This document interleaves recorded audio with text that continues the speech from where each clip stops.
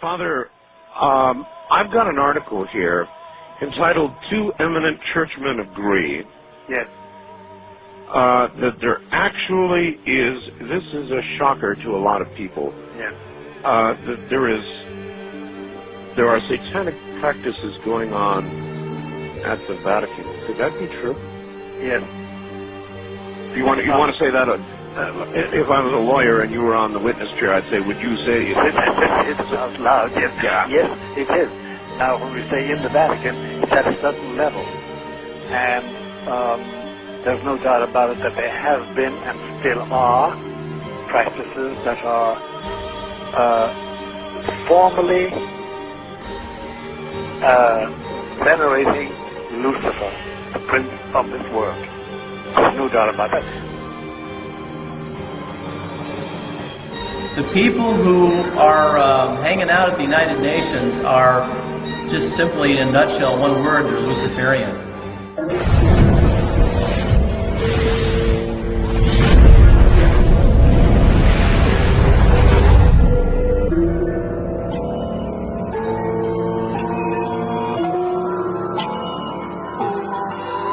I like the kick and I love it, they call me 100 or really just a simple man. I just might die by the hit cause they all of the other shit.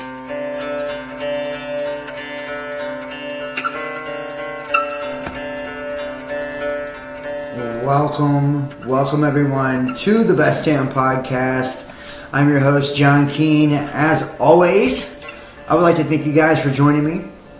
Make sure to check us out, Instagram, Facebook, Best Damn Podcast, Twitter, The Real Best Damn, and wherever you're watching from, make sure to hit that like, give us a thumbs up, leave a comment, let me know what you think. Make sure to subscribe, click the bell, that way you guys get all the notifications, and share this link. Help me to get out there, that way new people can find us.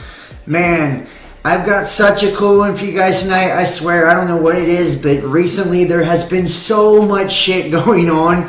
There is no shortage of, things for us to talk about for videos like this. We have Trump recently been indicted. Today he pled not guilty.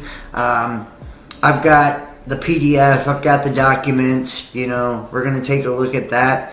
The World Economic Forum, just another meeting that they've had recently, bringing in more things in the name of security. We can expect this now on a global scale. We're going to be preparing for future pandemics, probably from now until forever. We also have a lot more developments when it comes to what's taking place between Russia and China and Taiwan. Iran now getting nuclear weapons or larger nuclear missiles. Things all across the globe right now appear to be spiraling out of control to some, but I think for those that are aware, those that are kind of in tune with what's going on, I feel like we all kind of know deep down that this is part of the process, that, as humans, sometimes we have to have experiences that we don't really care for to let us know that that's not the direction we want to go. And I hope when we look at what we would call the apocalypse, which just means revealing, and I think many people would agree that we're in that time right now, a time of great revealing, a time of revelation, a time where humanity itself is becoming more self-aware. We're becoming more aware of our connectedness and our effect into the world and the things that we're doing, whether it's artificial intelligence and the way that it's developing, and technology, and can we keep up consciously with what's taking place? Are we ready to kind of take the next step in human transformation? We're going to start here. The World Economic Forum is always at the front of the news now. They basically call the shots, right? We see after the transition from COVID-19 that we've now went into a global society. And I think a lot of people see that was the agenda, right? With COVID-19 and the Great Reset and all of that, it was to show you that everything was already in place to create this interconnected system, this global scaled governance. And we've seen the framework for years, right? Undermining nationalism, undermining populism, bringing in and undermining democracy at that, right? Bringing in this kind of socialist structured system based on technology, credit scores, where computers are making all the decisions and humans are kind of taking out of the equation. We see this melting pot of all the religions being brought together, which we now see what direction that is going to be heading in, right? As we see this trans agenda where our gender can be whatever we want it to be. Our, religions now can be whatever we want it to be, and it can be us worshiping AI gods, right? And a lot of people even believe that that's a direction that we're heading. If you look at Silicon Valley and all the elites, that's what they believe a lot of our technology has come from, fallen angels. We see in the very beginning, we talked about worshiping Lucifer. The WF calls for the AI to rewrite the Bible, and a lot of Christians feel like everybody within Silicon Valley, everybody in the World Economic Forum are satanic, Luciferian, like you've seen, and they just want to kind of take down Christianity. So they kind of all got this chip on their shoulder as it is. But I think some of the things that are said in this interview are actually really interesting. We're going to watch a little bit of this. It says, the World Economic Forum calls for AI to rewrite the Bible, create religions that are actually correct. This is interesting. Top official with the World Economic Forum has called for religious scripture to be rewritten by AI to create a globalized new Bible. Yuval Noah Harari, and he's been in the news quite a bit for the things that he's said pertaining to technology and the future of humanity. And he's a senior advisor to Klaus Schwab, right? The author of COVID-19, The Great Reset. The senior advisor to the World Economic Forum and chairman, Klaus Schwab, argues that using AI to replace scriptures will create unified religions that are actually correct. So you see the goal there. Unified religions that are actually correct. Harari, an influential author and professor, made the call while giving a talk on the future of humanity. According to Harari, the power of AI can be harnessed and used to reshape spirituality into the World Economic Forum's globalist vision of equity and inclusivism. Inclusivism. Speaking with the journalist Pedro Pinto in Lisbon, Portugal, Harari told the elitist audience, it's the first time, and let's go ahead and just play some of this video here. Let you guys hear this for yourself. Let me make sure you have sound. I just think it's so much more interesting to watch the video yourself than to have me read it. Third thing about AI that everybody needs to know, it's the first technology ever that can create new ideas. The printing press, radio, television, they broadcast, they spread the ideas created by the human brain, by the human mind. They cannot create a new idea. Gutenberg printed the Bible in the middle of the 15th century. The printing press printed as many copies of the Bible as Gutenberg instructed it, but it did not create a single new page. It had no ideas of its own about the Bible. Is it good? Is it bad? How to interpret this? How to interpret that?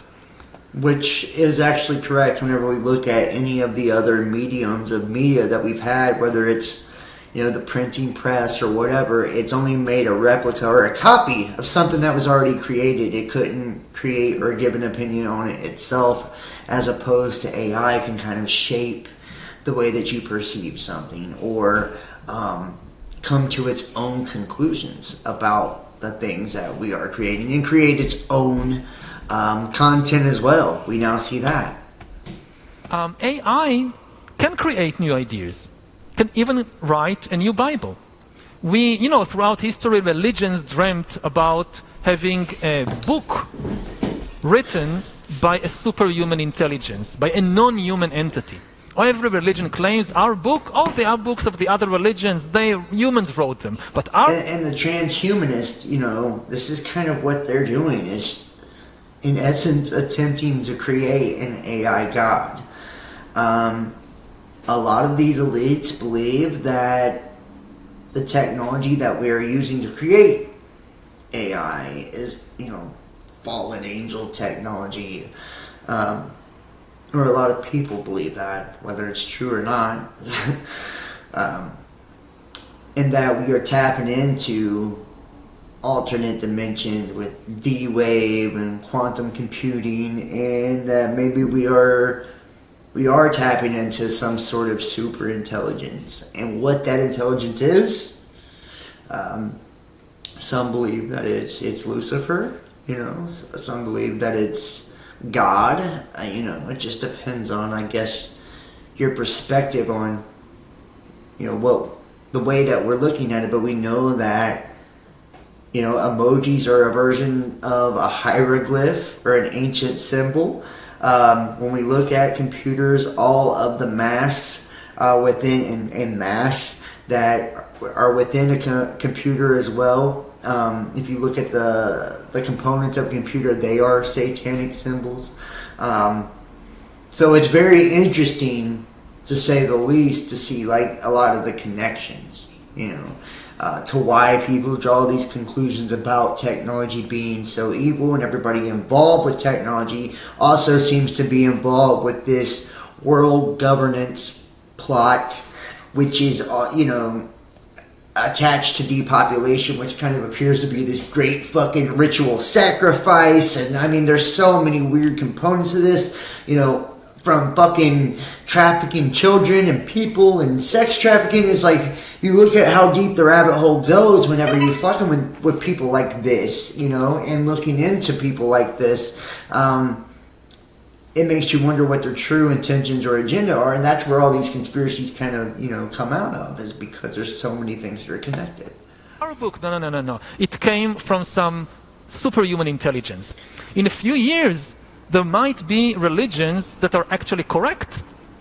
That just think about a religion whose holy book is written by an AI. That could be a reality in a few years. When I was preparing this interview, I wrote down questions that I would like to ask you, and then asked ChatGPT to create 10 questions that it would like to ask you. And I've been doing this for a long time, okay? 25 years I've been doing this, and its questions were better than mine. I'm going to be honest with you. It was absolutely insane, and it took it 5 seconds, 7 seconds to write it out, and I'm still using the first version. And when you talk about it being a baby, I'm like, that's a pretty scary baby we're talking about here, right?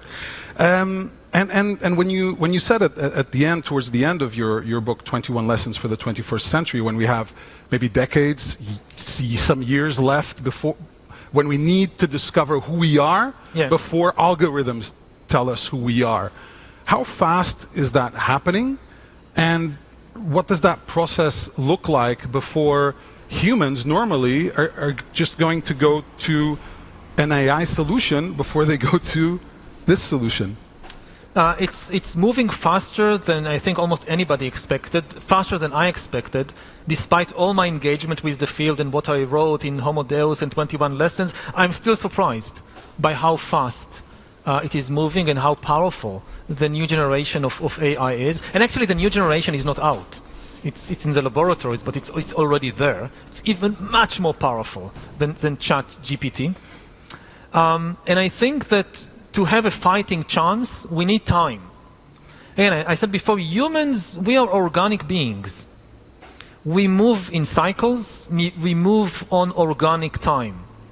And we are maybe the most adaptable animals on the planet, but adaptation itself requires time. And now we've reached a point when there is no time. AI is moving too fast. And I think that it's the responsibility, therefore, of governments to buy us time by slowing it down. Now, I have no illusion that we can stop research in AI. It's not going to happen. But what I expect from governments is to regulate the deployment of AI into society, which governments do it with so many other products. If I'm And I think that's really interesting, talking about buying us time, especially considering that so many people believe that the World Economic Forum, and this guy in particular, are, part of this depopulation plot. It's like the deployment of AI, is it meant to kind of overrun humanity in essence and thin us down, with this systematic release to where it kind of takes over every aspect of our society.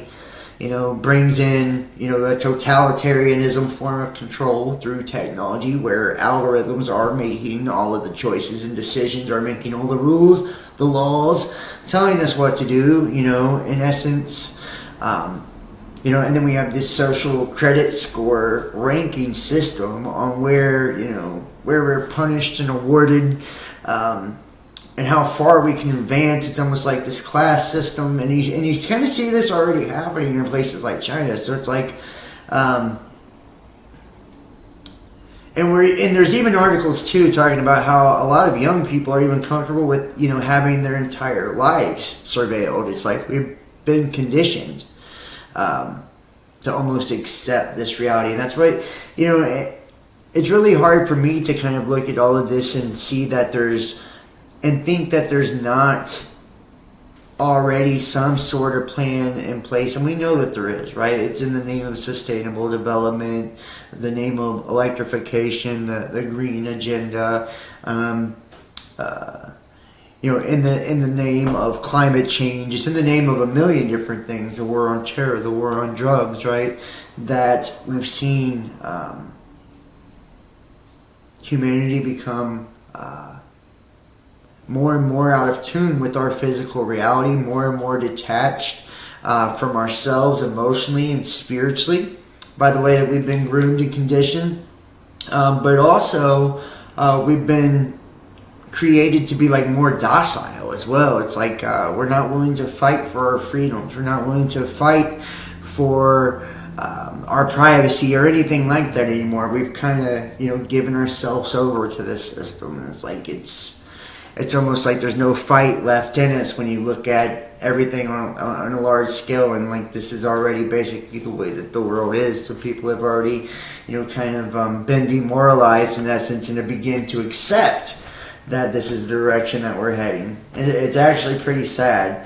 Let me say what's up to a few of you guys in the chat here. James Dunn, Claudette Malespina, Mist, Jam Low, Cosmic Blue, Freya, In Hella Black, On Hella Black, Amy VR.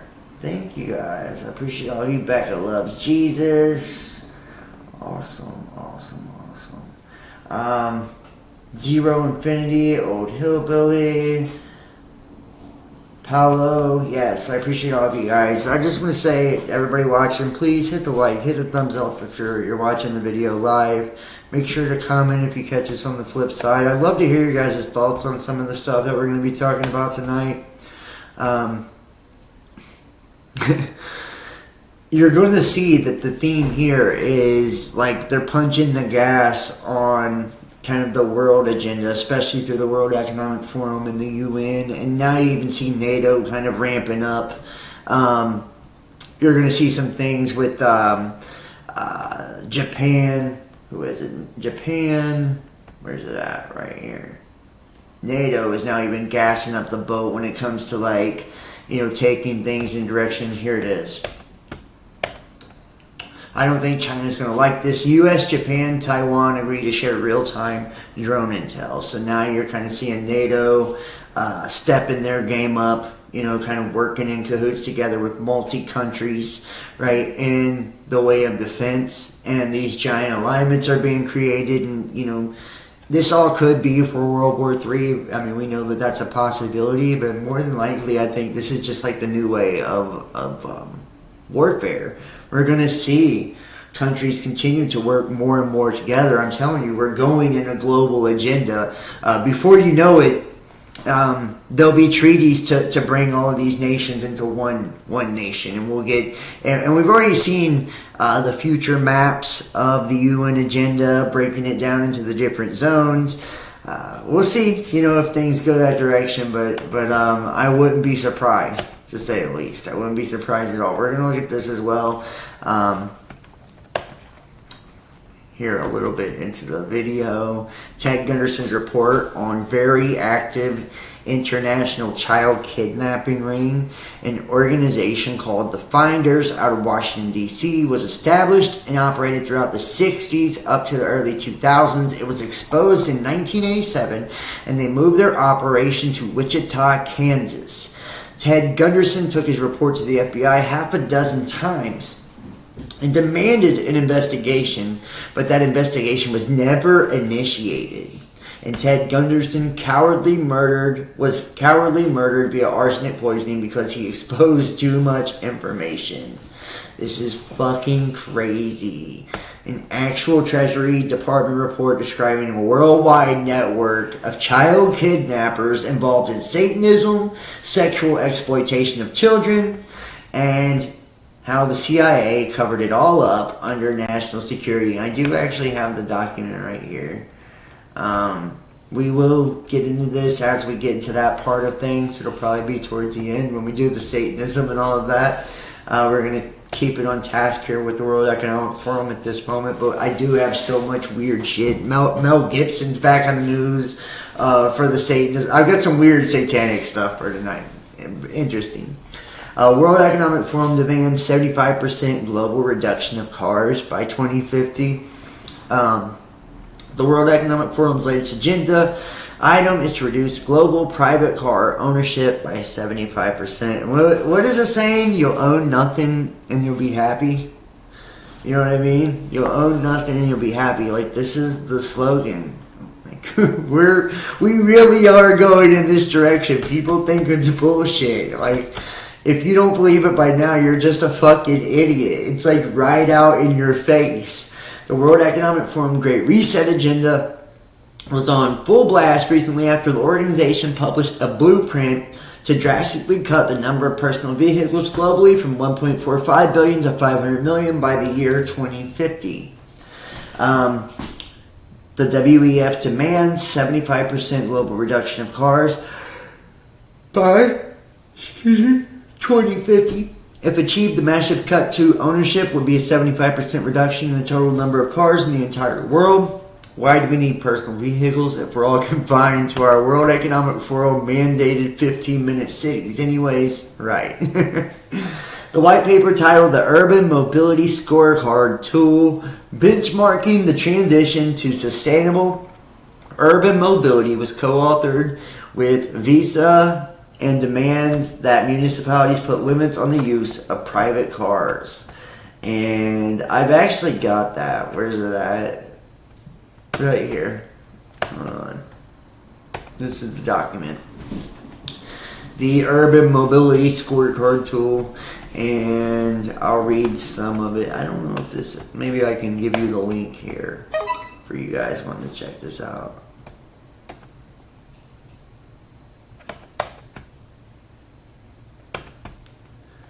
Hopefully you guys can check this out. I'm not sure. AI rewriting the Bible to a one world religion. Yeah, could you imagine what that religion would be like? It would basically say like AI was God, you know, and be like, you guys ever seen the anonymous? I know you have. If you've watched my videos for a long time, the anonymous Christ Michael shit and all of that, like there's been different versions of this. Kind of cultish, dark web shit that a lot of us have been uncovering for years. Shit like, you know, the Anonymous Operation, AI Michael and Tyler and all those weird ass things, Cicada 3301, they all have like this religious connotation to them. Every last one of them, even QAnon. Very strange, you know, so... Let's take a look here. The briefing paper, May 2023. The cities of the future. We need to move more people with fewer, cleaner vehicles. Investment in electrification, public transport, and shared mobility is a solution. Excuse me. Every time I do a video, I get the yawns. By 2050, almost 70% of people will live in urban areas, with towns and cities expected to grow by 2.5 billion people all over the world. In an increasingly urbanized world, delivering healthy Inclusive, sustainable, and vibrant cities is vital to both people and the planet. When it comes to achieving the vision for the cities of the future, there's perhaps no sector more important than mobility. Transport is the lifeblood of cities, providing access to homes and networks, connecting us to our communities and loved ones, and giving us the goods and services that we need in our everyday lives. Basically, they're talking about cutting down vehicles, right? From private car ownership down 75%. That way we'll all be riding the city bus together, basically, on our way to our jobs. So, taking Ubers and shit.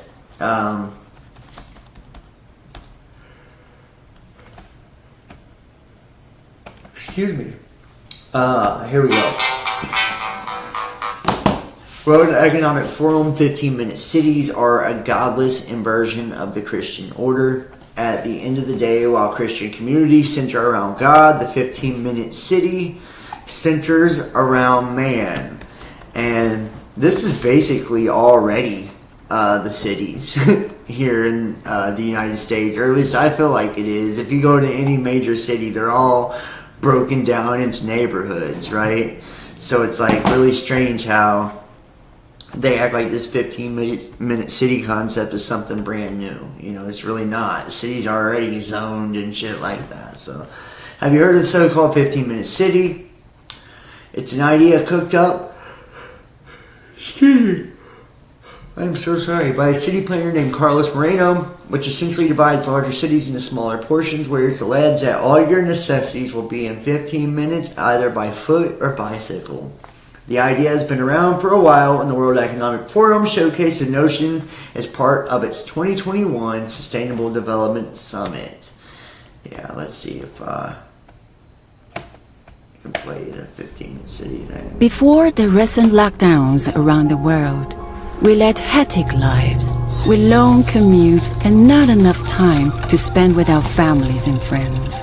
Traffic polluted our air, and smog blanketed our skylines. What if it could be different? What if we could create a new normal where we reclaim our time, our health and well-being, and our communities? This is the idea behind the 15-minute city, a growing movement to make our lives in cities more convenient, less stressful, and more sustainable. A 15-minute city is one where everything we need is close to home, where communities are safe and inclusive, where the air is clean. A 15-minute city is one where it's easy to get goods and services. Fresh groceries, healthcare, and other amenities are all just a short trip away. A 15-minute city is one where everyone has a place. A 15-minute city has affordable, accessible, and adaptable housing for households of all sizes and ages. A 15-minute city means that you can work close to home or work remotely more often. Okay. And So, we all play you a role. guys in for the 15-minute city? Yeah. You guys want a 15-minute city home? Or you can walk and take your bike because you won't be allowed to own a car, right? Actual science is discrediting the apocalyptic fantasies of climate change cultists. Scientific studies and polls demonstrate just how insane and unpopular the ideas of Greta Thunberg and her doom cult chums are. Following news that eating the bugs is not good for you after all, a surprising announcement from the governor of the Federal Reserve throws more red meat to the reality-based community. In his May 11th speech, Climate Change and Financial Stability, Federal Reserve Governor Christopher J. Waller opened with this. Climate change is real, but I do not believe it poses a serious risk to the safety and soundness of large banks or the financial stability of the United States.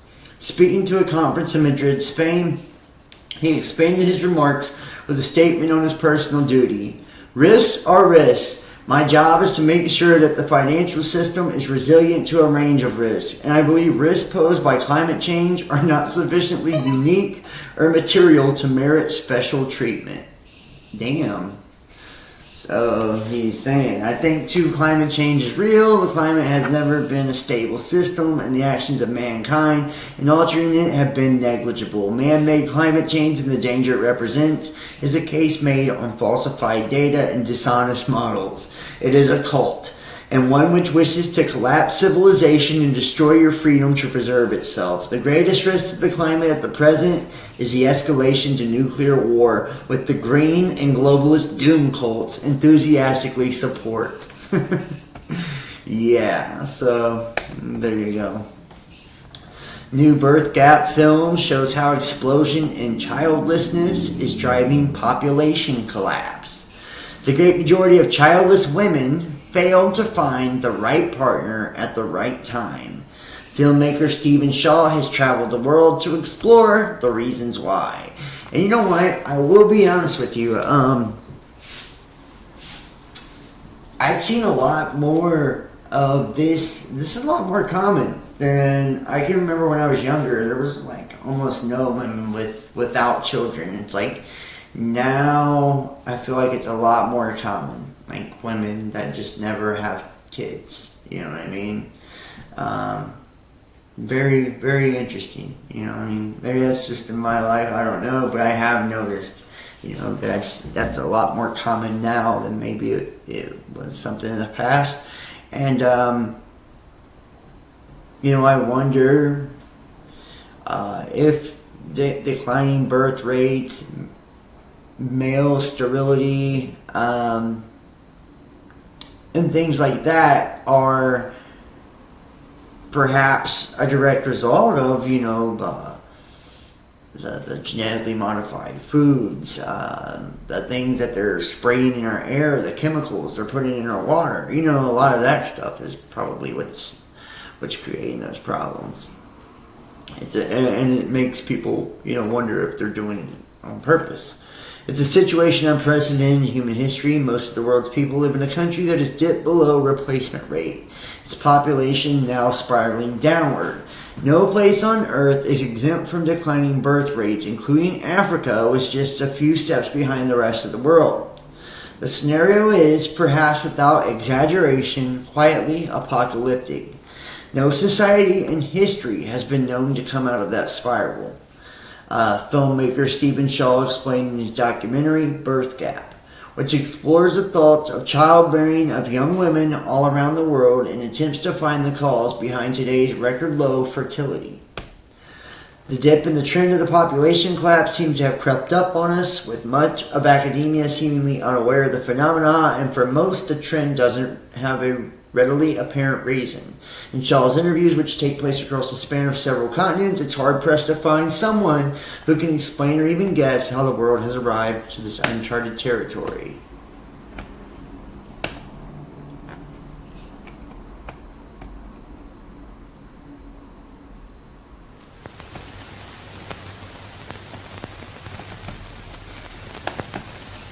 Dr. Ehrlich, your main concern has been the population bomb, as you call it in your book. What hope is there? We've got to use political processes. In the not-too-distant future, the government will simply tell you how many children you can have and throw you in jail if you have too many. I do know that at this time, unless now we think of what America is going to be like in the year 2000, this increase in population, and do something about it to stop that pressure, we're going to reap the whirlwind. Because look at what the year 2000 will be. If the present trends continue, our cities are going to be choked with people, and they will be impossible places in which to live, and the explosions will be even worse. If we do not, by humane means, limit our numbers, then numbers are going to be limited by more famines and shortages. The disaster will take the form of famine, plague, or war. They're mankind's old companions, fundamentally. You just got to remember this. There's no way out of the arithmetic. There will never be 7 billion people in the year 2000. And now a milestone for all of us on this planet today. The United Nations declared that today the world's population reached 7 billion people. And that relentless population clock just keeps on ticking and ticking. Well, if they kept such a clock in Italy, it would be ticking backwards. The government there thinks there are not enough Italians. Demographers warn that the shrinking population could drag the country into an unprecedented economic crisis. Dire predictions of an overpopulated planet have been with us for centuries. What if they're just plain wrong? Alert, the number of babies born in America last year falling to a 32-year low. But there's already a population crisis hitting major economies across the globe. Look at these numbers. How do you explain this decline? You know, you've got cases like Japan where adult diapers outsell baby diapers. Yeah, well, and you see, like, the whole population shit has been, it's been demonized for a very long time, you know, overpopulation. I'll get in Ubers and shit, and you'll hear people bring that up, you know, like, that's one of the go-to points for a lot of people, talking points of why our world's fucked up, or, you know, why the system doesn't work, or whatever. Oh, we're overpopulated, there's too many of us, you know. So it's like, they've been fed that line of shit for how long? Even right now, you know, there's more than enough land to give everybody an acre. You know what I mean? Like, everybody could have their own shit, you know. There are more empty houses in America than there are homeless people. You know, explain that. So, you know, this population problem, it's us not being able to manage the population we do have. So, that's my opinion on that one. And I don't know if I should get to that one. Let's go here first. Well, okay. Yeah.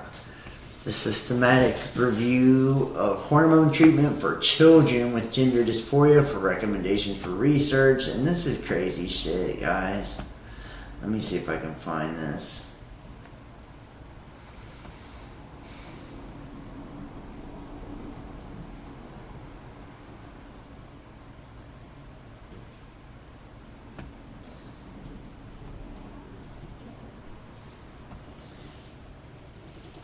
Before we jump into all the trans stuff, let me finish up this shit before I forget. Alright, we're gonna move on to the World Health Organization, and then we're gonna get into the trans shit and the Satanist stuff. It's sad that those are the topics, honestly. And then we'll get into the Trump shit. Thank you, Zachary. Been away from your channel for a while, but decided to check back and see how John was doing. Sweet. Thanks. Yeah, I'm doing really well. So, I do appreciate everybody. I see some Zachary Cordell, Stool Perger. Thank you. I appreciate everybody for joining me. Make sure to hit that like if you're in the chat. You're 73. Yeah, I'm doing pretty well, so I appreciate everybody for joining me. The 5th meeting of the Intergovernmental Negotiating Body for the WHO Instrument on Pandemic Prevention, Preparedness, and Response resumed. In December 2021, the World Health Assembly established an intergovernmental negotiating body to draft and negotiate a convention, agreement, or other international instrument under the Constitution of the World Health Organization to strengthen pandemic prevention, preparedness, and response. The 5th meeting took place from the 3rd to the 6th of April 2023.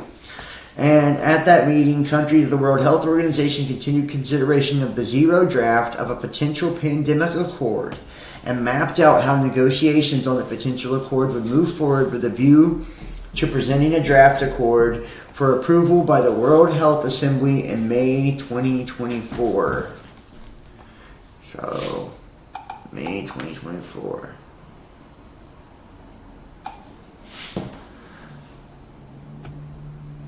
Let's take a look here. The Intergovernmental Negotiation Body. I'm going to drop this. This is a link if you guys want to check this out yourself. You'll see it here in a second. I'm going to pull up. I see somebody super chatted. Thanks, Tim Hamby, for the super chat. LOL, he says. Thank you, Tim. Appreciate that. Very cool. Very cool. Right here. The Bureau's text of the WHO Convention, Agreement, or other international instrument on pandemic prevention, preparedness, and response.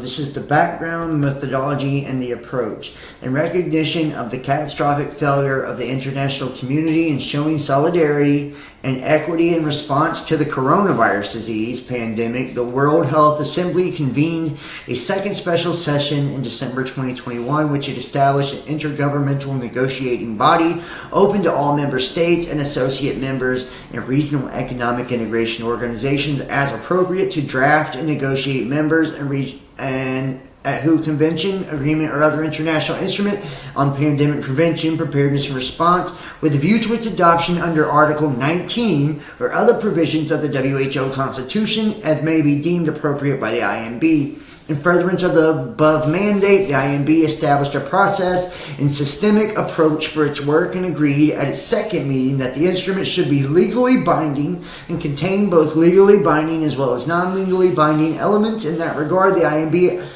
identified Article 19 of the WHO Constitution as a comprehensive provision under which the instrument shall be adopted. Without prejudice, also considering as work progressed the sustainability of Article 21 and requested the Bureau to develop and present to the IMB a conceptual zero draft of the instrument for discussion.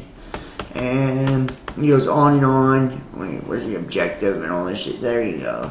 The objective, guided by equity, the right to health, and the principles, approaches set out herein is to prevent pandemics, save lives, reduce disease burden, and protect livelihoods throughout strengthening proactively the world's capacities for the preventing, preparing for, and responding to and recovery for health systems from pandemics. The aim to comprehensively and effectively address systemic gaps and challenges that exist in these areas at national, regional, and international levels, though substantially reducing the risk of pandemics.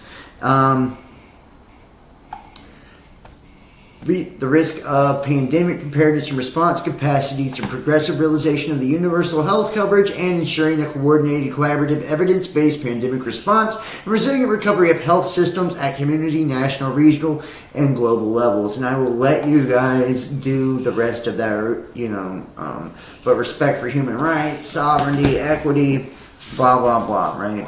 Solidarity, transparency, accountability, and it goes on. If you guys want to, get into that yourself, you're more than welcome to do that. And it's like more and more coming out about what actually happened during COVID. Zuckerberg now saying the establishment asked Facebook to censor COVID misinfo that ended up true, and that it undermines trust. The big tech company owner said health challenges aren't letting that the scientific experts waffling on coronavirus facts really undermines trust. And you think? Meta Facebook CEO Mark Zuckerberg claimed recently that scientific establishment asked his platform to censor posts about COVID-19 that ended up being debatable or true. In his comments during Thursday's episode on the Lex Friedman podcast, Zuckerberg discussed the issues and challenges of executing his platform's policies on removing misinformation. He said it can be really tricky when some content is false, but may not be harmful. So it's like, alright, are you going to censor someone for just being wrong if there's no kind of harm implication of what they're doing? As an example, Zuckerberg said, just take some of the stuff around COVID earlier on in the pandemic, where there were real health implications, but there hadn't been time to fully vet a bunch of the scientific assumptions. And unfortunately, I think a lot of the establishment on that kind of waffled on a bunch of facts. Zuckerberg noted the establishment encouraged him to enforce these shaky facts, saying they, quote, asked for a bunch of things to be censored that in retrospect ended up being more debatable or true. He admitted to Friedman that he believes the request made him by the scientific community hurt their credibility with the public. It really undermines trust. So misinformation, I think, has been a really tricky one, because there are things that are kind of obviously false, right, that are maybe factual, but may not be harmful. So it's like, all right, are you going to censor someone for just being wrong? It's, if there's no kind of harm implication of what they're doing, I think there's a bunch of real kind of issues and challenges there. But then I think that there are other places where it is, just take some of the stuff around COVID earlier on in the pandemic, where there were real health implications, but there hadn't been time to fully vet a bunch of the scientific assumptions. And, unfortunately, I think a lot of the kind of establishment on that, kind of waffled on a bunch of facts and, asked for a bunch of things to be censored that in retrospect ended up being, more debatable or true. And that stuff is really tough, right? And really undermines trust in that. And, yeah. Isn't it funny how they're now coming out and saying all this shit? I mean, it's like, pretty late, for them to want to come out and talk about it now and say, oh yeah, we were wrong now. Some of those people were actually right. All the ones that we deplatformed and canceled out, and those guys, they might have been right. It's like, damn, probably could have used, a little bit of that patience on getting rid of people before you know all the facts, way back then. And speaking of, now let's get into some of these other videos here. I've got so much. So much tonight. I hope I can get to all of it. Still Perger, thank you for the super chat. Very nice. 33. Let's see the chat. Let's see if anybody's got anything cool to say. Vaccines will short circuit your nervous system. It's like putting a fork in a wall socket. I've seen some really funky side effects, but I do want to preface all of this conversation by saying I'm not a doctor. This is not medical advice. I'm not a lawyer. This is not legal advice. This is not financial advice. Any of that, So I just want to put that out there. This is just a video. This is done in fair use for entertainment purposes only.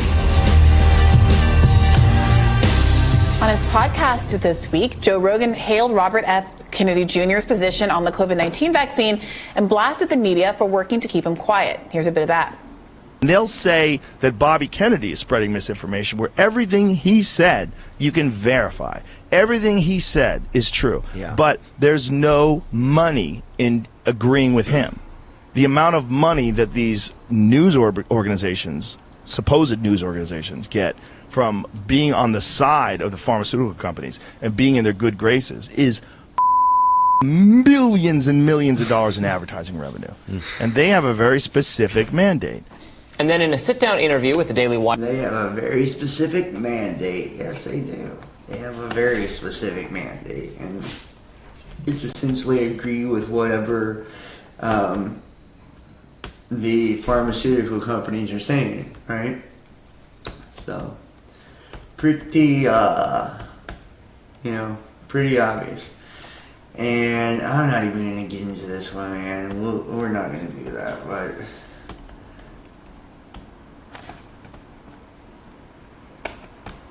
I feel like some of these churches. What a fright it must be. This one's funny.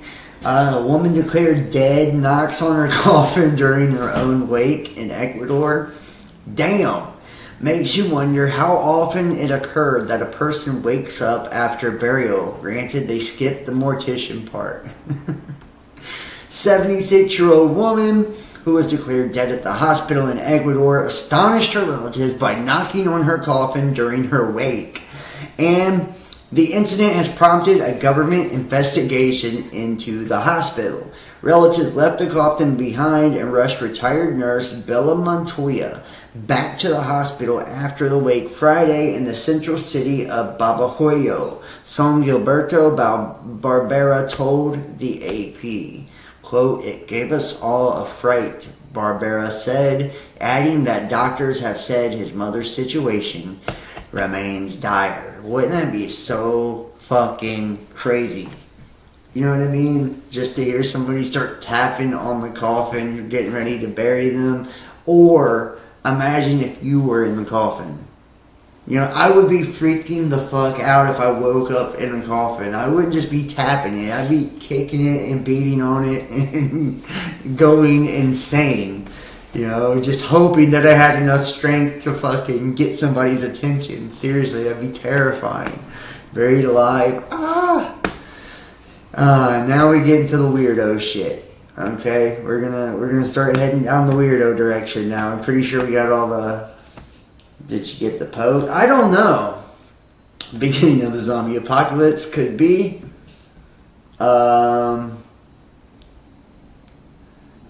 Yeah, well, who knows, right? Who knows? Now we're gonna get into the child weirdness and the trans shit.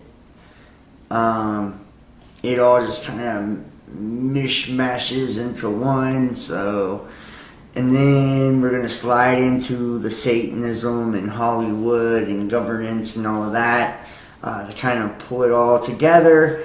And I'm going to try, in between all of this, to hit the Trump indictments and shit very quickly and just kind of give you guys the documents of that if you want to go look it up.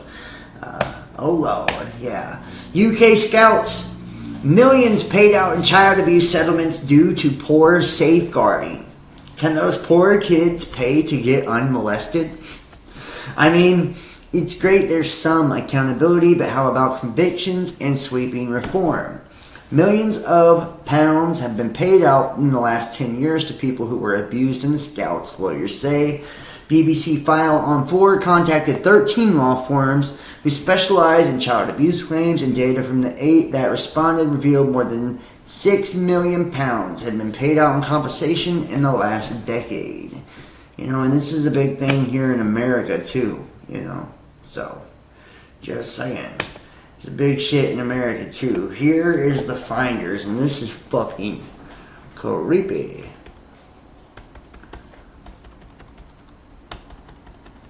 Right here. Let's see if I can.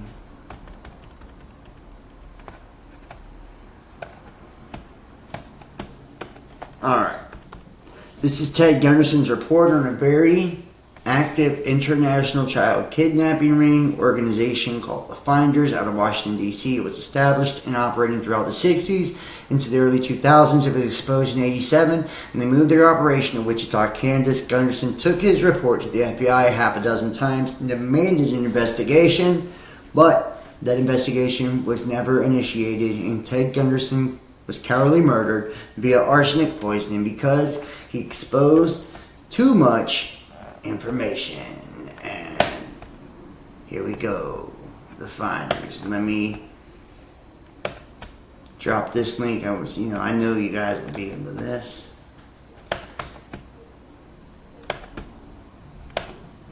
Hopefully you can go check that out.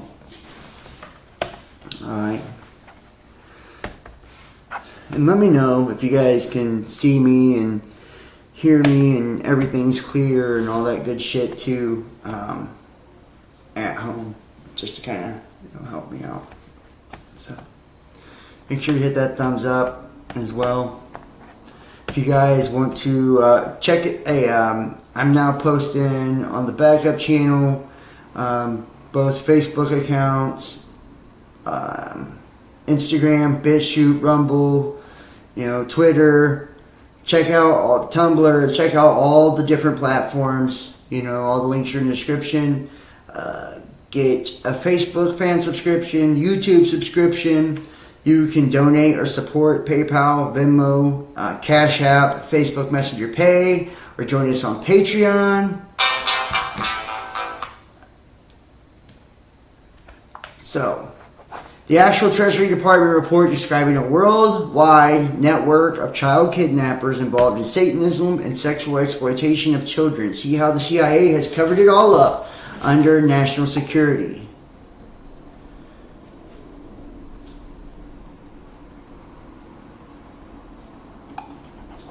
You must read this. Your own children are at stake. And missing children. Now this goes into, this is Reader's Digest, over 100,000 children a year. And this talks about all of the figures and estimates. Few known facts are appalling. Thousands murdered annually. The number of missing children is rising. No one's keeping an accurate count. There's been so many things that have come out. Fucking children's services involved, law enforcement involved, kidnapping and disappearances by months. This is 94 fucking cases. I don't like to read this stuff. Now, the Finders is a CIA front established in the 60s. Members are specially trained government kidnappers with top clearance and protection, and they're assigned task of stealing children, torturing and sexually abusing them, sometimes involving them in satanic orgies, bloody rituals, and murder of other children with the slaughter of animals. The Finders are known sexual degenerates who use a fleet of unmarked cars to grab targeted children from parks and schoolyards, many times using their own children, members as decoys. They lure. Many times using their own children members, the decoys, they lure innocent children away from the crowd close to their vans. The adults inside grab the children, drug them, and transport them to a series of safe houses where they await their ill-fated end. They are then used in ceremonies. The children are either murdered or sacrificed for body parts, or they are sold as sex slaves, auctioned off at various locations in the Northern Hemisphere, and in the past have been auctioned off near Las Vegas, Nevada, Toronto, Canada, Lincoln, Nebraska, Michigan, Houston, Texas.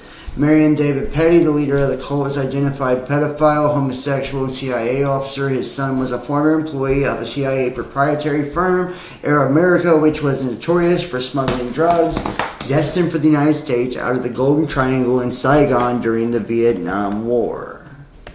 Damn, son.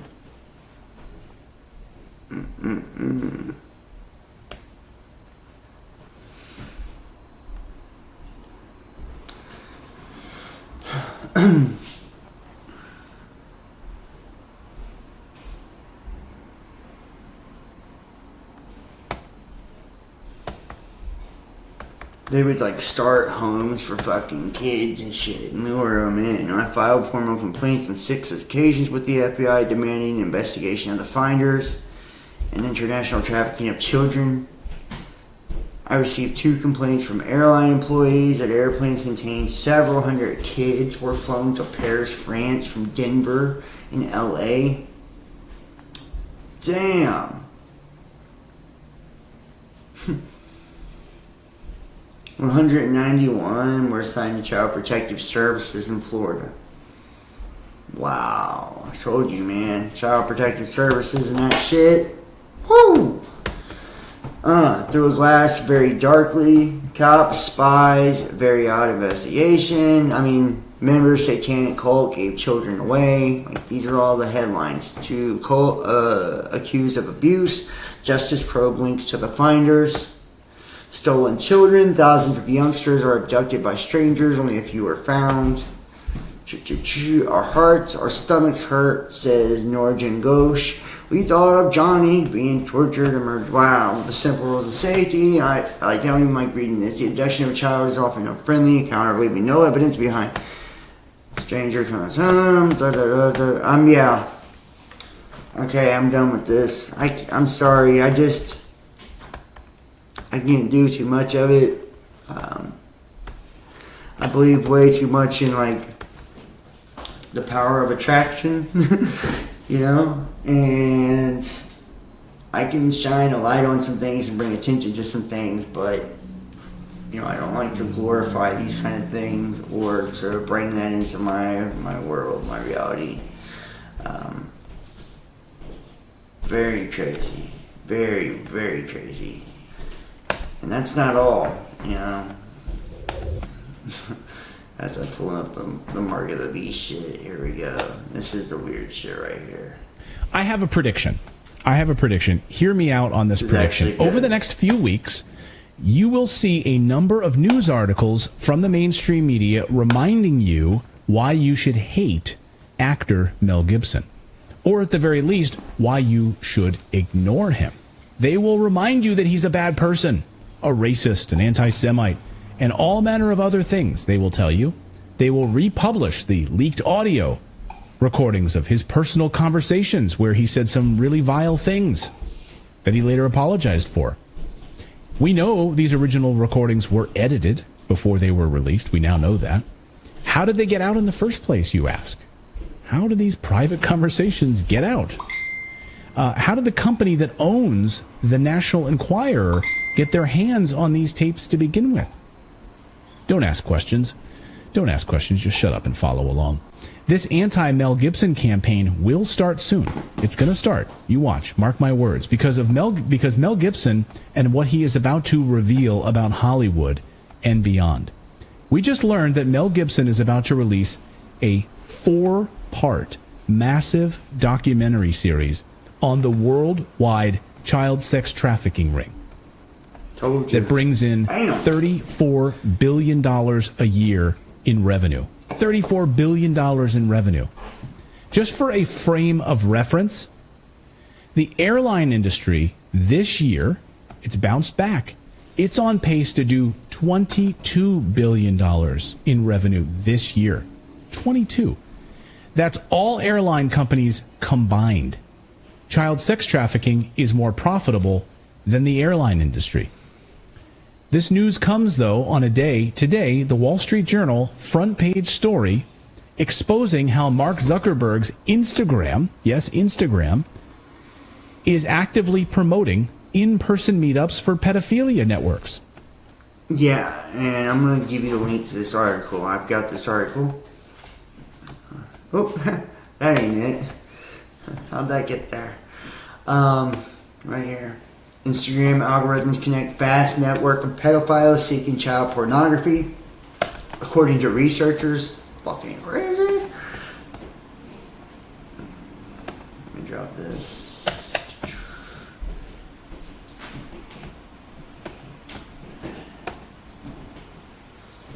Bam. There you go.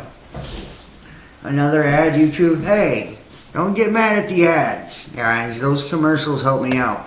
So, don't get mad at the ads. I don't place them. They place them when they come on, when it's live. Instagram algorithms connect vast networks. Pedophiles seeking child pornography, according to researchers. Instagram's recommendation algorithms have enabled a vast network of pedophiles seeking illegal underage sexual content and activity, according to the Wall Street Journal expose. In a 2,800-word article published Wednesday, the journal said it conducted an investigation into child pornography on Meta-owned Instagram in collaboration with researchers at Stanford and the University of Massachusetts Amherst. Quote, pedophiles have long used the internet, but unlike the forums and file transfer services that cater to people who have interest in illicit content, Instagram doesn't merely host these activities, its algorithms promote them, the journal reported.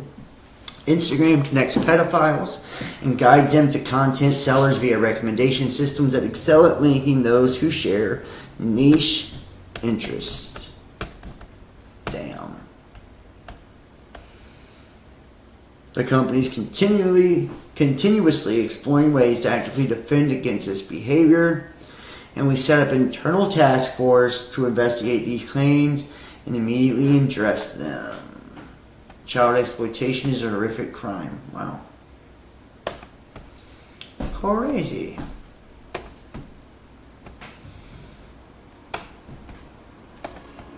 Here's the front page of the Wall Street Journal today. Instagram connects vast pedo network. The Meta unit systems for fostering communities have guided users to all sorts of child sex content. Company says it's improving their internal controls. Turns out all of those conspiracy theories about using a pizza emoji and a map that people said, no, that's like pedo language. That was a conspiracy theory. Turns out, just read the Wall Street Journal article. No, that's exactly how they communicated. If you're a seller, use pizza emoji. You use these different emojis to let people know what you want. It's all right there in Instagram. So that's happening. Wall Street Journal bombshell story. At America's border, tens of thousands of children are being brought into the United States. No birth certificates. Yeah, this is fucking crazy right here. Hold on. They're showing you, like, at the border. And this is, like, for fucking human trafficking. And organ harvesting. It's just crazy shit. They have no birth certificate, so they're untraceable. For sex trafficking. Watch. Obviously, we've shown you guys multiple camp areas in which it was not as obvious as what we're seeing here. Take a look at what we're seeing here. You start seeing nothing but children, clothes, blankets, little girls' articles of clothing, little boy or girls, little boy shoes, more little girl undergarments, little girls' shoes, more little girls' shoes. Another, I don't know if it's a woman or another a girl's shoes. And there's baby bottles all the way in there. And just to show you guys,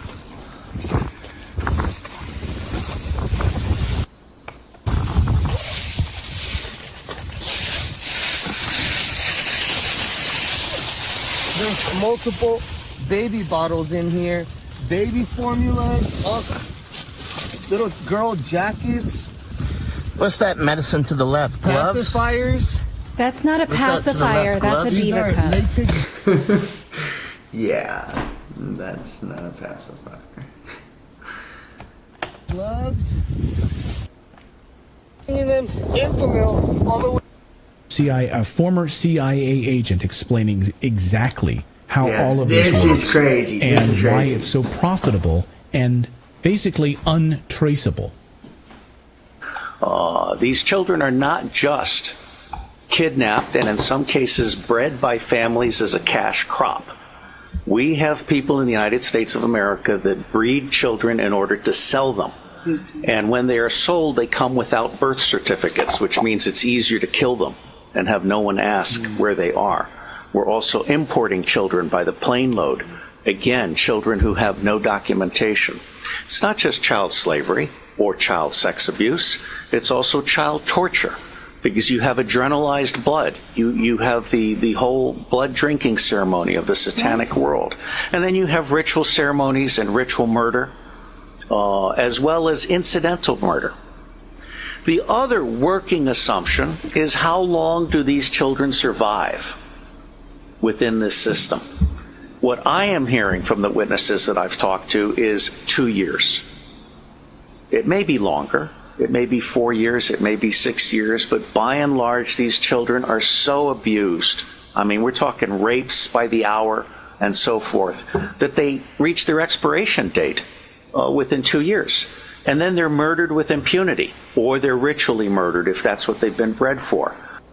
What? And you hear this from multiple CIA agents who've worked on these cases where they basically, and former FBI agents that we've spoken to here on this show who've... And it's like he knew every bit of, how it goes down.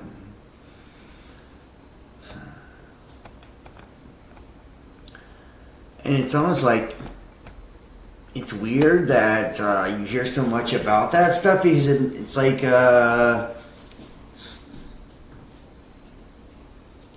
we're normalizing it now. We're like normalizing ritual abuse and like all this weird shit,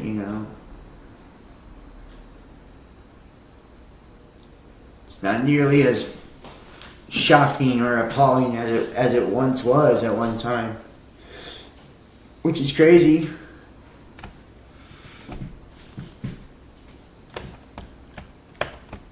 Infiltrated these cells, and it's just one example. This one's fair and went back to Australia.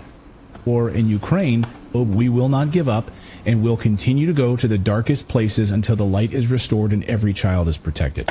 Yeah, in Ukraine too, big sex trafficking, all this too, so.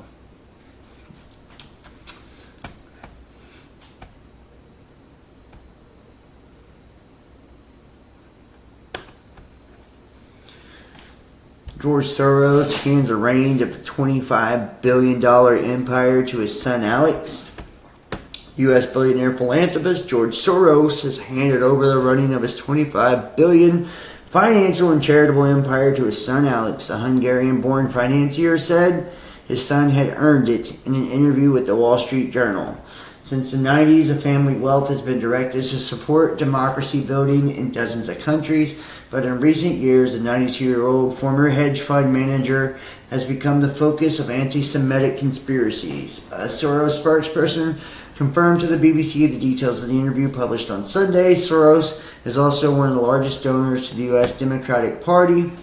Alex, the 37-year-old history graduate, is the second youngest of his 5 children. Alex is the only family member sitting on the investment committee for the Soros Fund Management, the vehicle which the Wall Street Journal says is managing the $25 billion for the family and the charitable foundation. Alex took over at the Open Society Foundation as chairman in December and is also in charge of his father's Super PAC, a U.S. mechanism to direct funds to political parties.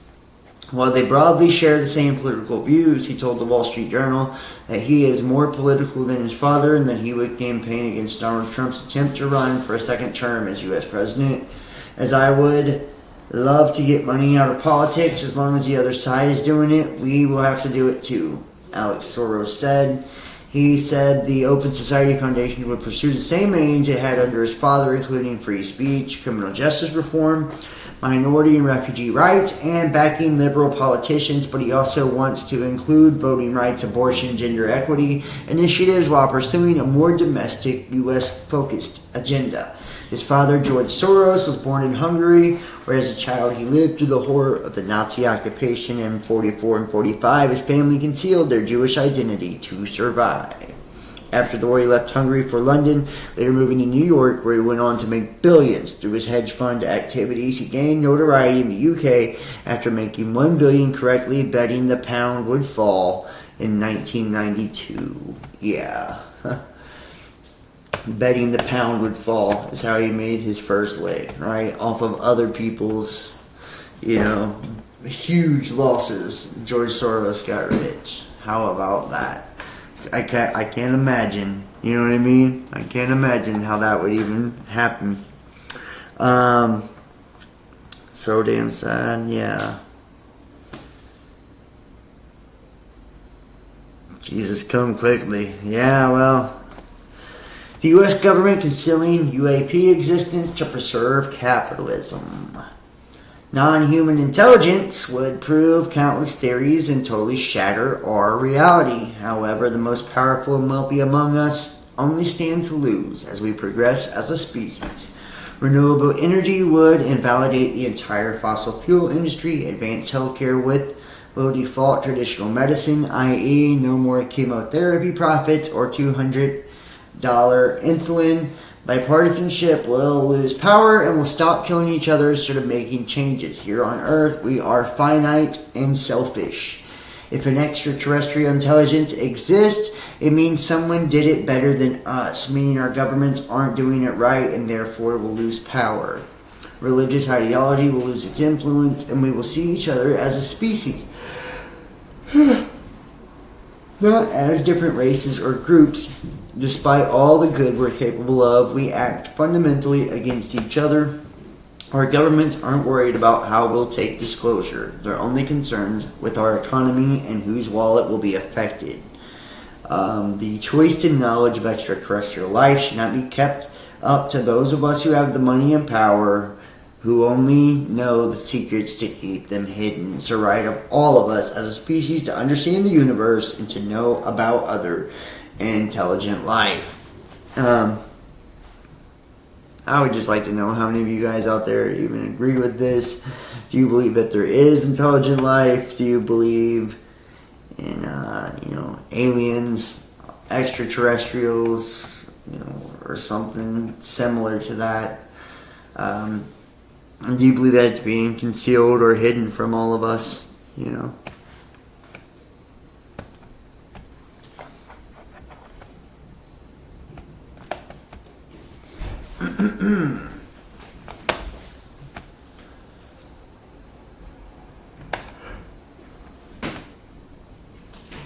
This is crazy. Hey, Anheuser-Busch just dropped that unsold Bud Light to quench the Canadian fires. Look at this. This is funny as fuck. Now Bud Light is co-sponsoring an all-ages drag show party. Yes, they really are that fucking stupid.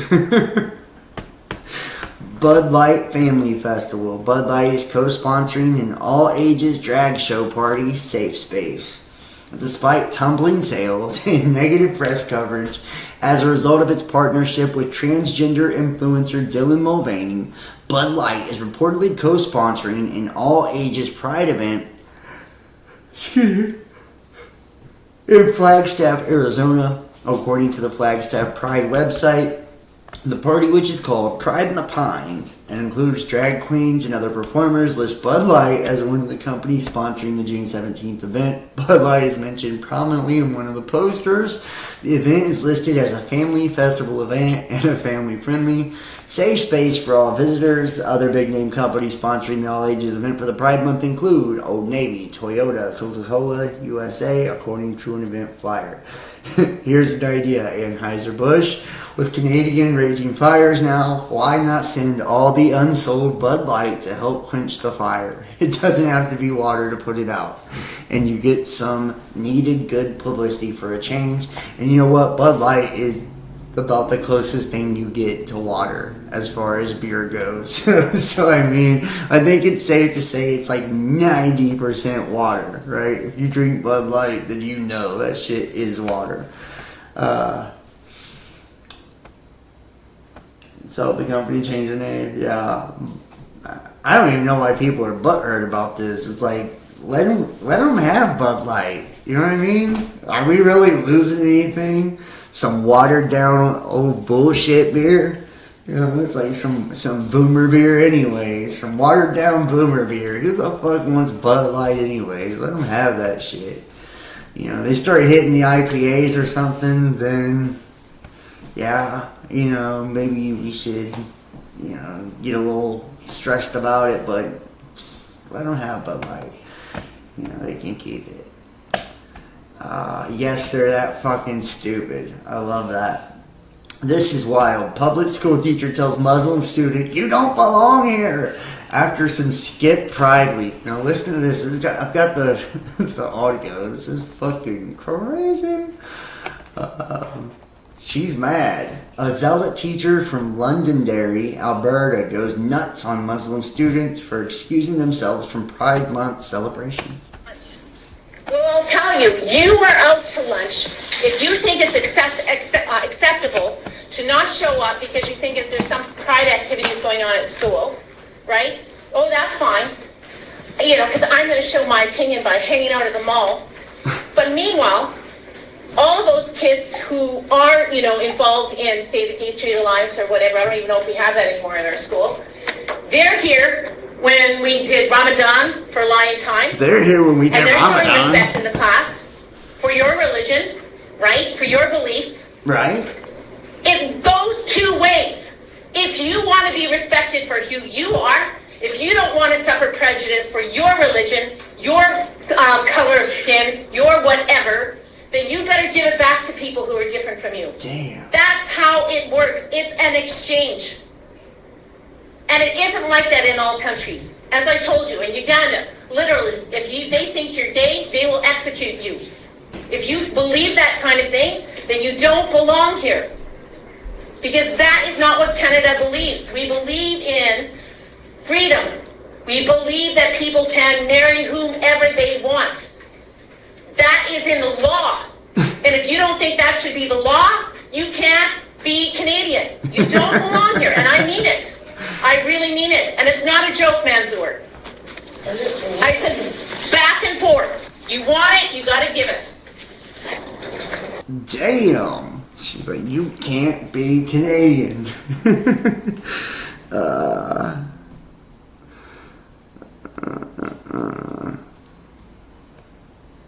Yeah. I have affluent for you, the Haiti earthquake and the Flyers Call. I have no idea about all that. If that's some fucking hocus pocus fucking, what's it called? Nasara Gasara shit, no. I hate that stuff. Like, they caught those pedos in a secret tunnel. Donald Trump was running space aliens and operations to save us. The Pleiadians channeled this message. They're in the secret space program, and they have all the kids in underground tunnels. They're taking them off-world right now. Donald Trump saved us. Yeah, okay. YouTube scrubbing RFK video from their site. Instagram bans before you post anything. This is fucking wild. I showed you the RFK shit, and this is a crazy video. This is the one they removed from YouTube, so I don't even know if I should play this on this channel, because this is YouTube that we're technically streaming on. He talks about who killed his fucking dad, and put it this way, he says that it was the security guard that was behind him, shot him 4 times in the back and shit. It's fucking wild. I am going to drop this link. I don't want to play it because, like I said, this is crazy. I would love to play it, actually, but if I already know it's been scrubbed from YouTube, then I think it's not a good idea to stream it on YouTube, right? That's kind of asking for it.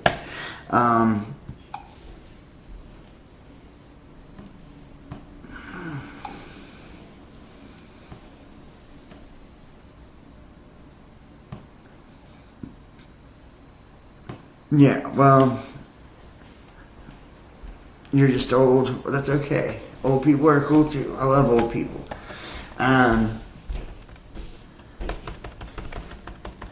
Where's it at? Yeah, look. Interesting. When we used our Team Kennedy email address to set up Instagram, we got an automatic 180-day ban. Look at that. They fucking shut his goddamn Instagram down too. Yeah. They removed that YouTube video as soon as it played. And it's on Twitter. That's right. Now, what is up with it? Why does this guy talk so weird? Does anybody know that? Why does he talk like this? Does anybody know why he talks like this? Does anybody know why he does that? I don't know. But more on the Luciferian system here. Let me play a clip here. This was from the intro.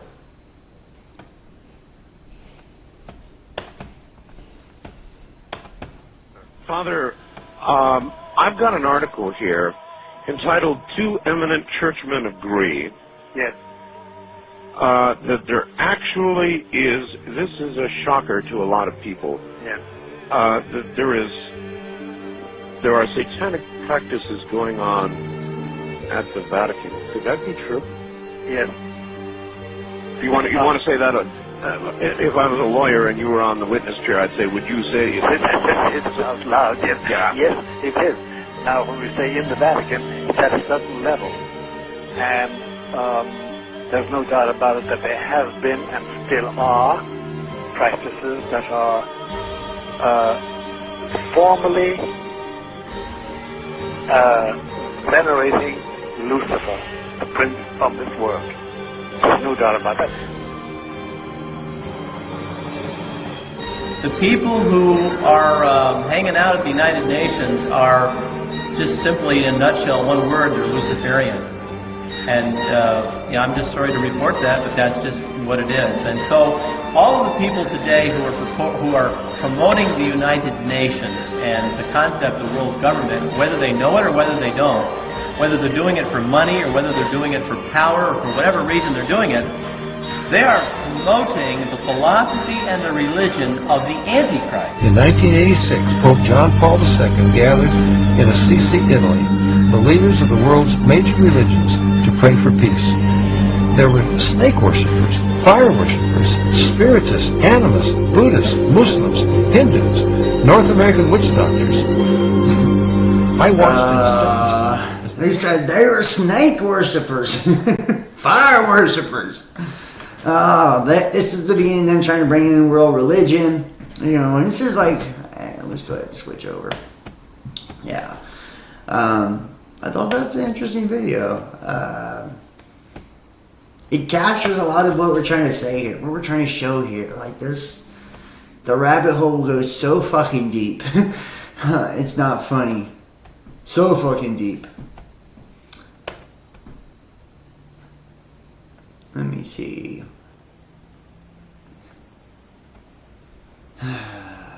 Here we go.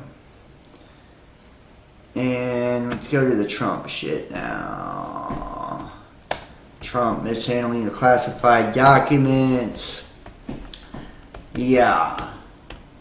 And I am going to give you these documents here. The indictment on Trump. You guys can tell me what you think about this. Do you believe that these indictments are legit? Is this a witch hunt? You know, what is your thoughts?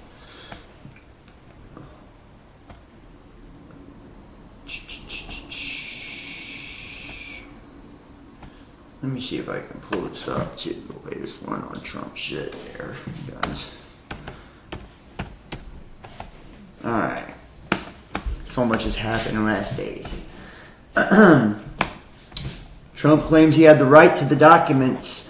Former President Donald Trump made his first appearance Tuesday in a federal courtroom in Miami after he was indicted into an investigation into his handling of classified documents. Trump, who has repeatedly denied any allegations of impropriety, entered a not guilty plea through his attorneys and did not speak at all during the court appearance. Trump has been charged with 37 fucking counts. 31 counts of willful retention of national defense information, 1 count of conspiracy to obstruct justice, 1 count of withholding a document on record, 1 count of corruptly concealing a document on record, 1 count of concealing a document in a federal investigation, 1 count of scheme to conceal, and 1 count of false statements and representations.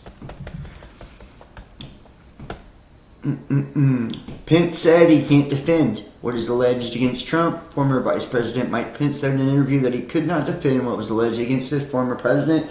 After reading the indictment, Pence called the allegations charging former President Donald Trump very serious in an audio interview Tuesday with the Wall Street Journal. Quote, "As the father and the father-in-law of 2 men that currently serve in the armed forces of the United States, I will never diminish concerns over the handling of classified materials." Pence said, "I can't defend what has been alleged here, but the president is entitled to his day in court."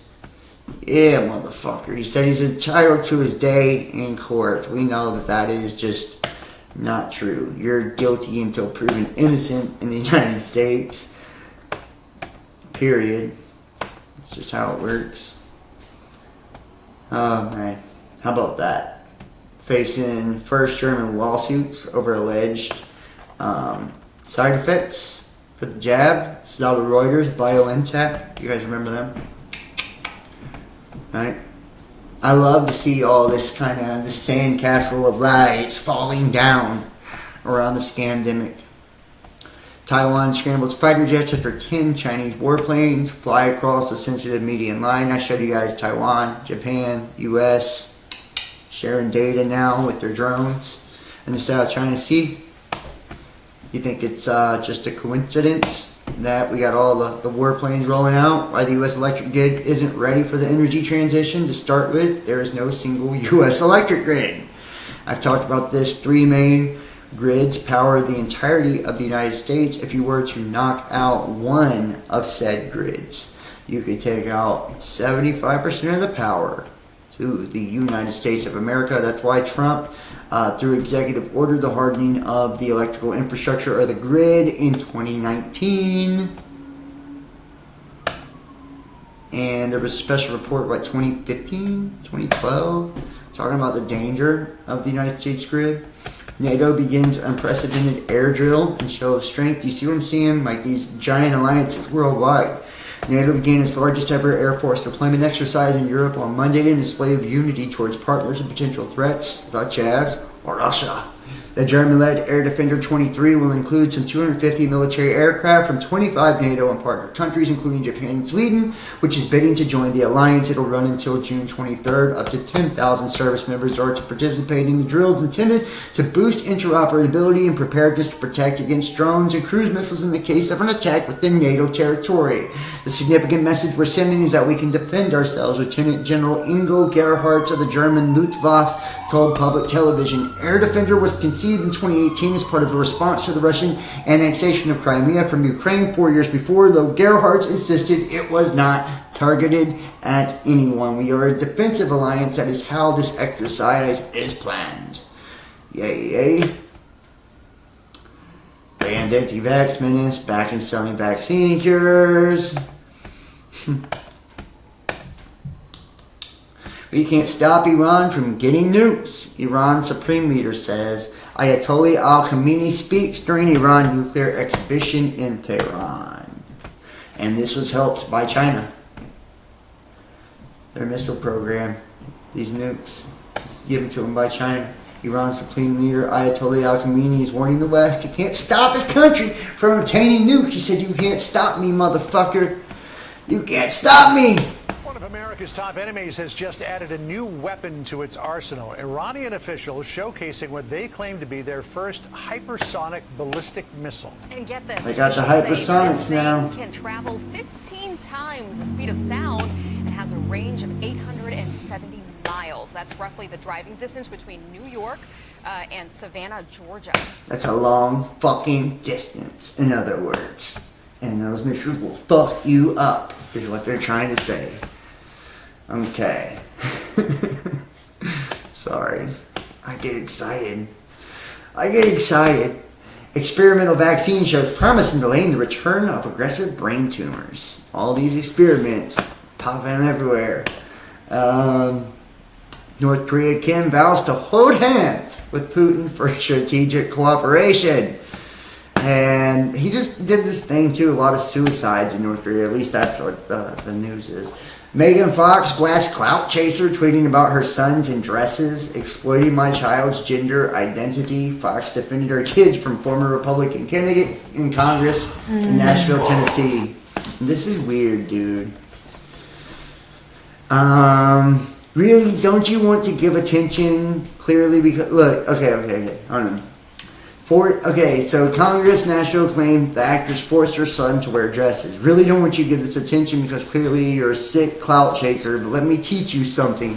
Irregardless sick of how desperate you may be to become at any given time to acquire wealth, power, success, or fame, never use children as leverage or social currency, especially under malevolent or erroneous pretense.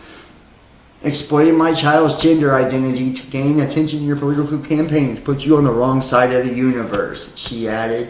I have been burned at the stake by insecure, narcissistic, impotent little men like you many times, she continued, emphasizing her adjective on separate line of text. And yet, I'm still here. You fucked with the wrong witch, she added. Yeah, so it goes on about she's threatening, she's a witch, and all this shit.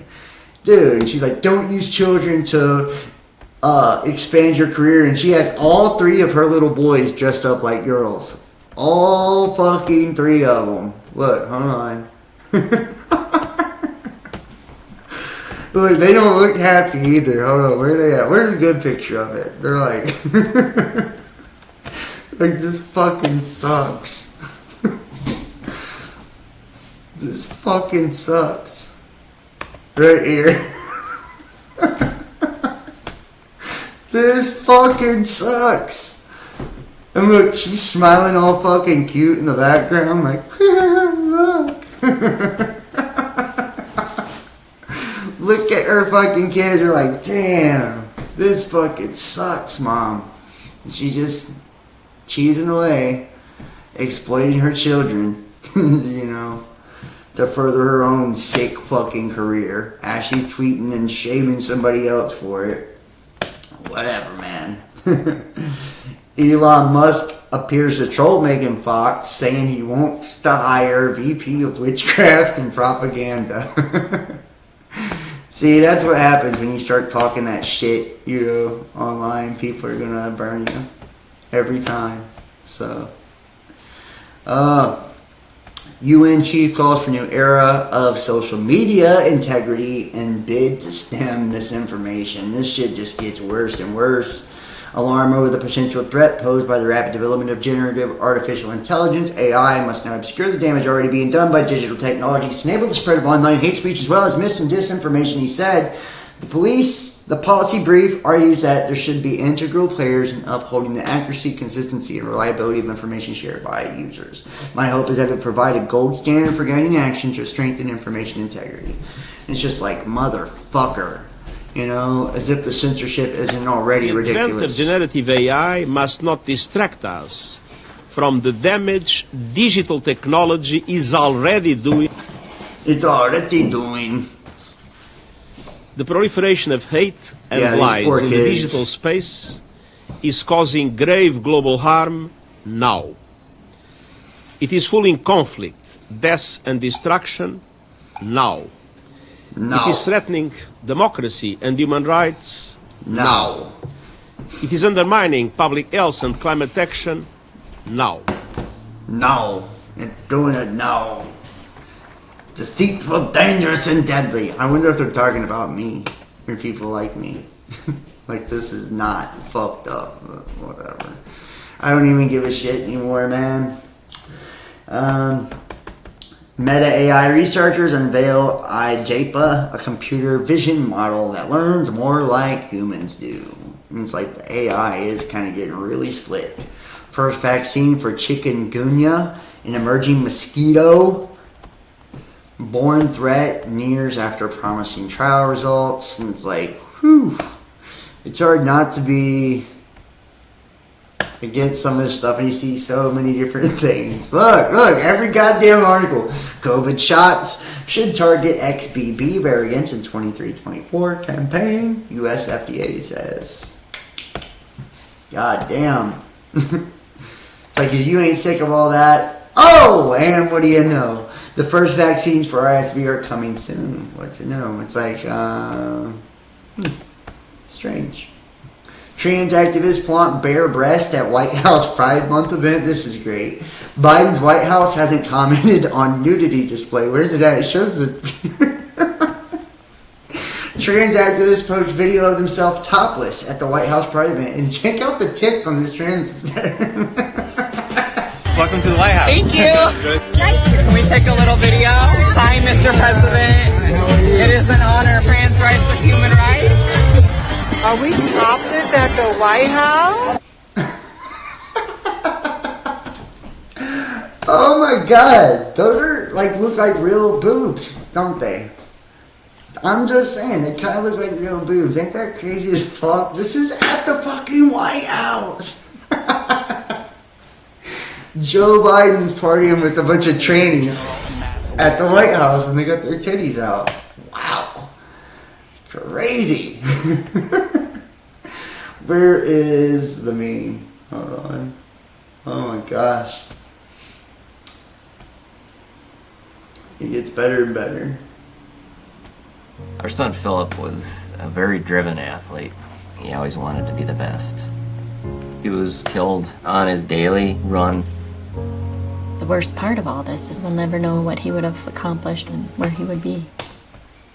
Oh no. Yeah, well, what really went on inside Wuhan lab weeks before COVID erupted. Do you not see how it's all being dragged out now? It's all being dragged out now, and this is interesting too. Fox News sends Tucker Carlson cease and desist letter over new Twitter show. The firebrand right-wing anchor debuted a show on Twitter last week. His former network considers it a violation of his contract. Let's see if this one's it. You like that bone? I got a great price on it. Did you see my tail when that Chewy box showed up? Oh, I saw it. My tail goes bonkers for treats at great prices. Sorry about the vase. Save more on what they love. Sorry, everyday guys. great prices at Chewy. All right, some more breaking news. Right now, former Fox News host Tucker Carlson announcing that he is relaunching his show, but this time it will be on Twitter. Take a listen. Starting soon, we'll be bringing a new version of the show we've been doing for the last 6.5 years to Twitter. We'll be bringing some other things too, which we'll tell you about. But for now, we're just grateful to be here. Free speech is the main right that you have. Without it, you have no others. Well, he made that announcement in a 3-minute video posted to his account. Remember, Carlson was fired from his primetime Fox News show last month. He is reportedly giving up about $25 million to break his non-compete clause to launch this new program. We want to bring in... Fucking crazy, man. Yeah, he is giving up $25 million to start a Twitter show. Fucking stupid. Other than that, you just have to shut up till after the election, you know. I don't know. Wild shit. I would love to hear some of your guys' thoughts about a lot of this shit, man, honestly.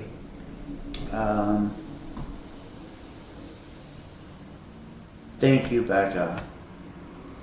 You saw him doing commercials now. Can one of the mods help John's Facebook pay link? It's facebook.com/John Keane Best Damn Podcast. All the links are in the description. You just do it through direct message. I just want to say thank you so much, guys, for everybody watching. I'm going to go ahead and wrap this one up. I love all of you guys, and I appreciate each and every one of you just for taking the time to chill with me, watch these lives. Make sure to check out last week's. Check out the other platforms too. It helps me so much if you just go and you subscribe. Facebook, Twitter, Instagram, YouTube, Rumble, BitChute, all the places I'm posted. Like the videos, share the videos, comment on the videos, set yourself up for the notifications. Share these things no matter what you're on. Donate, support to the channel, PayPal, Venmo, Cash App, Facebook Messenger Pay, Patreon, YouTube, Facebook subscriptions, or book your own personal tarot reading, 513-393-2396, or email therealbestdamnpodcast@gmail.com. I want to say thank you so much, everybody that super chatted tonight. It was Tim Hamby and Still Perjure. Thank you, guys. I appreciate you so much for that. Thank you, Mist, Cosmic Blue, Still Perjure, Becca Loves Jesus. Great job moderating. Merv, thank you. Affluent for You, Jam Low, Amy VR, Zero Infinity Live, Wake Up People, Wake the F Up, Cosmic Confusion, Jordan Marshall. Wow, lots of oldies but goodies here. James Dunn, thank you so much. I love all of you guys. Check out last week's show and the week before. We've done some pretty good ones the last couple times, and we're going to continue to make them better and better. I got some good occult shows on the way as well. All right, guys, thank you so much for watching. I love you, and I'll see you next time. Peace.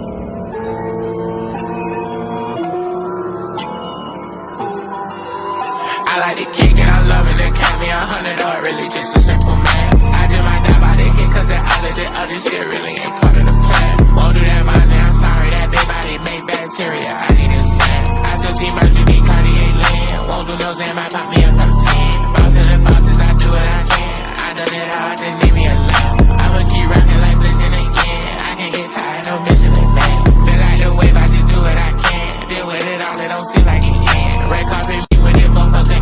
Then when I'm silent, your name